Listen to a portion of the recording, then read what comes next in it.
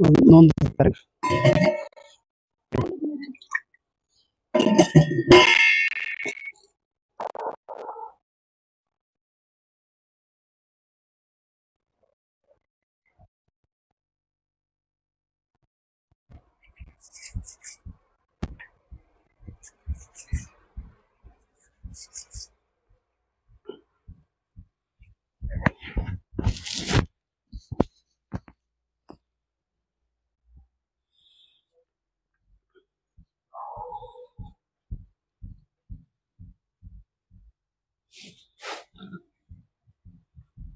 Badge litre ना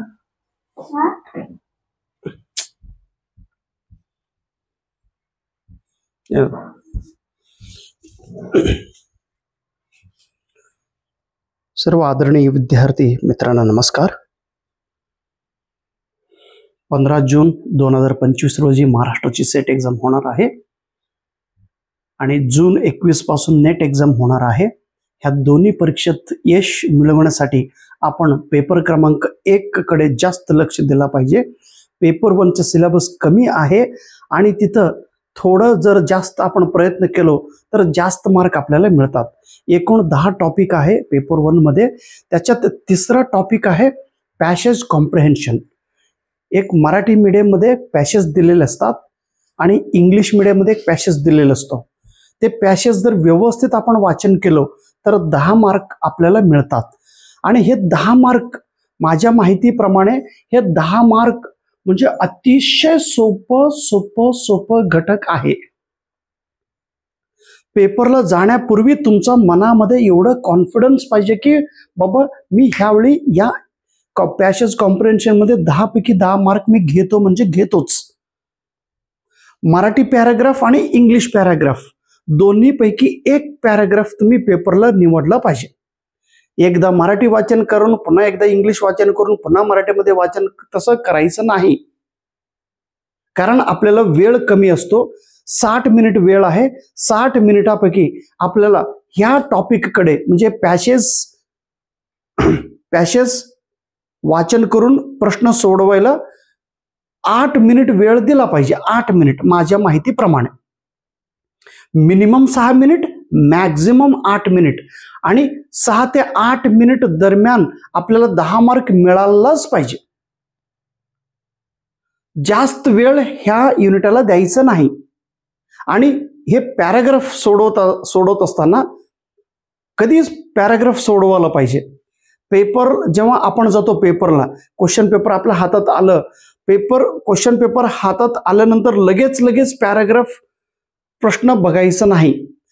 अगोदर जर आपण पॅराग्राफकडे लक्ष दिलो तर काय होईल, आपल्याला न कळत आपण जास्त वेळ देतो. 12-13 मिनिट आपण वेळ देतो आणि त्यामुळं काय होतं, इथे जास्त वेळ घेतल्यामुळं पुढचा प्रश्न सोल्युशन करण्यासाठी आपल्याला वेळ कमी पडतो, मग टेन्शन येतो. आणि 1 मिनिट जो वेळ असतो, म्हणजे 1 तास जो वेळ असतो, शेवटच्या टप्प्यात, शेवटच्या 2-3 मिनिटात किंवा शेवटच्या 5-6 मिनिटात हे पॅसेज सोडवायचं नाही. शेवटी जर पॅराग्राफ तुम्ही सोडवण्याचा प्रयत्न केला तर पूर्णपणे पॅसेज आपल्या हातून निसटून जातो. पॅराग्राफ कितीही सिंपल असलं तरी आपल्याला कळत नाही. का कळत नाही तर माइंड वरती प्रेशर असतो आणि प्रेशर असल्यामुळं आपण काय वाचन करतोय हेच कळत नाही. आणि वाचन करत असताना पॅराग्राफ जंबल्ड होतो. अक्षर असा प्रत्येक अक्षर असा टणा असा डान्स करत राहतो. आपल्या हातात पकडत नाही. शब्दांचा अर्थ आपल्याला कळत नाही. काय करू सगळंच जातं. त्यामुळं शेवटी कारण मला असं झालेलं एकदा, शेवटी वाचन किती सोपं असलं तरी मला पेन सुद्धा वाचन करत असताना पुढचं सेंटेन्स सुद्धा जात नव्हतं. तेवढं जड नाही मला टेन्शन आता. म्हटलं रे बाबा अगोदरच लो बीपी दन्न दिसे गेलं तर कसं. शेवटच्या मिनिटात पॅसेज सोडवायचं नाही. सुरुवातीला हे पॅसेज सोडवायचं नाही. मग कधी सोडवायचं सर? हे बघा, 8 मिनिट वेळ दिला तर 10 मार्क मिळालाच पाहिजे असे आत्मविश्वास पाहिजे. आणि आत्मविश्वास कधी येणार आहे तर पेपरला जाण्यापूर्वी तुम्ही कमीत कमी 50 पॅराग्राफ 50 पॅराग्राफ तुम्ही प्रॅक्टिस केला पाहिजे. सर 50 पॅराग्राफ कधी? एका पॅराग्राफला हार्डली 10 मिनिट. मग 10 मिनिट दररोज 10 मिनिट जर तुम्ही वेळ दिला तर एक पॅराग्राफ पूर्ण होतो. सहज सोपं आहे. फक्त आपण त्याला, कारण हे युनिट प्रॅक्टिस आधारित आहे.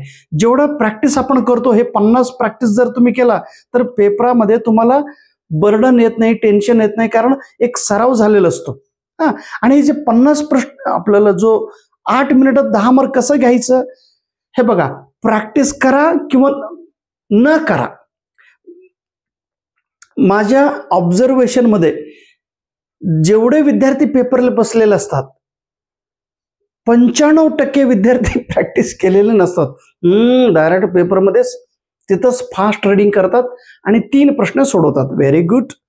5 प्रश्नापैकी 3 प्रश्न विदाउट प्रॅक्टिस आपण सॉल्व्ह करतो, कारण तुमचा बुद्धिमत्ता तेवढा आहे. Very good. परंतु आपल्याला 3 प्रत्येकाने सोडवतात हो. 4था आणि 5व्या प्रश्नांचं उत्तर ज्या विद्यार्थ्यांना येतो तोच विद्यार्थी तिथं परीक्षेत पास होतो. बघा, तुमचं रिझल्ट कधी मिळणार आहे? एक्झाम हॉलमध्येच. पॅसेज कॉम्प्रिहेन्शनला 5 पैकी प्रश्न तुम्ही जर करेक्ट सोडवला तर तिथंच सांगायचं की मी सेट पास झालो, मी नेट परीक्षा पास झालो, तिथंच डिक्लेअर करायचं.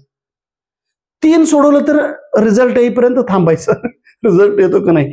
5 पैकी 5 जे विद्यार्थी करेक्ट उत्तर देतात एक्झाम हॉलमध्ये तो पास आहे. आणि मी तर कारण मला मराठी कळत नव्हतं. पॅराग्राफ रिडिंग करत असताना मराठीमध्ये नवीन नवीन शब्द किंवा मराठीचा अर्थ मला कळत नसल्यामुळं मी इंग्रजीचा पॅराग्राफ सिलेक्ट करत होतो पेपरात.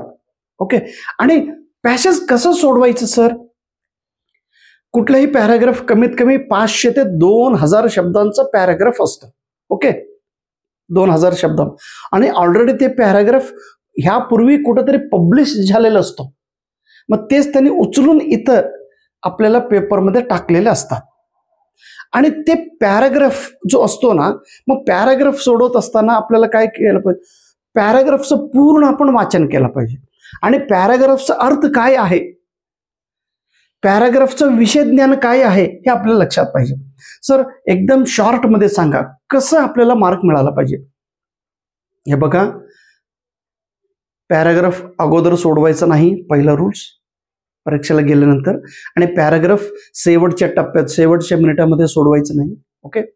आणि पॅराग्राफ कधी सोडवायचं तर माझ्या माहितीप्रमाणे मी काय केलो, 10 जे टॉपिक आहे 10 टॉपिकमध्ये पहिलं टॉपिक मी स्वतः अगोदर कम्युनिकेशनचे प्रश्न सोडवलो, त्यानंतर ICTचा प्रश्न सोडवलो, त्याच्यानंतर टीचिंग अप्टिट्यूडचा प्रश्न सोडवलो, त्यानंतर हायर एज्युकेशनचा प्रश्न, त्याच्यानंतर रिसर्चचे प्रश्न सोडवलो, त्यानंतर पर्यावरणाचा प्रश्न सोडवलो, त्याच्यानंतर हे पॅसेज कॉम्प्रिहेन्शन. म्हणजे अर्धा तास झाल्यानंतर मी पॅराग्राफ हातात घेतलं होतं.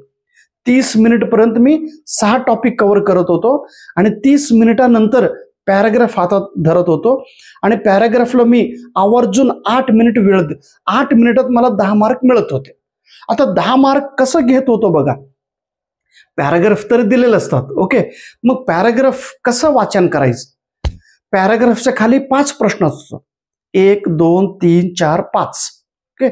पहिला जो प्रश्न असतो ते सोपे असतात, दुसरा जे प्रश्न आहे तेही सोपे आहे, तिसरा जे प्रश्न आहे तेही सोपे. पहिला प्रश्न सिंपल, दुसरा प्रश्न सिंपल, तिसरा प्रश्न थोडं कंपाऊंडिंग असतो, कंपाऊंडिंग प्रश्न. ओके, संयुक्त प्रश्न. आणि चौथा हा वोकॅब्युलरी आधारित थोडा हार्ड प्रश्न असतो, कॉम्प्लेक्स प्रश्न असतो. आणि 5वा प्रश्न हा क्रिटिकल अनालिसिस असतो. क्रिटिकल म्हणजे चिकित्सात्मक प्रश्न विचारतात. आता हे पॅराग्राफ मधला जो खाली 5 प्रश्न